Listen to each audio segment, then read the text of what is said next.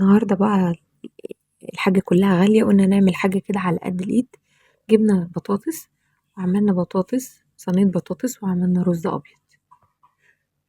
مكونات البطاطس: طماطم، بصل متقطع طرنشات، بطاطس متقطعة طرنشات، ملح وفلفل وتوم باودر ومكعب ماجي. اختياري، الناس اللي ما بتحبش الماجي طبعا ما تحطوش.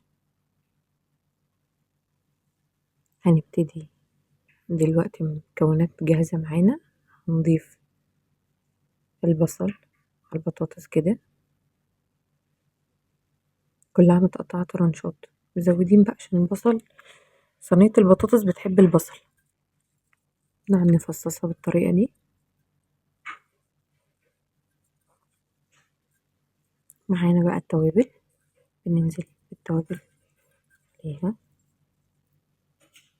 نبتدي نقلب كل حاجة في بعض، التوابل بقى والبصل في بعضهم بالطريقة دي.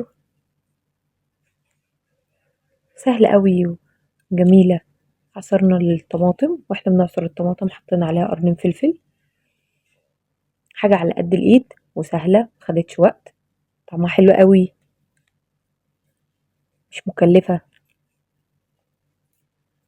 بحبكم قوي فانزاتي. لو في حاجة متابعوني انا معاكم في الكومنتات، متنسوش تفعلوا الجرس وعشان يوصلكوا كل جديد. بحبيكوا قوي.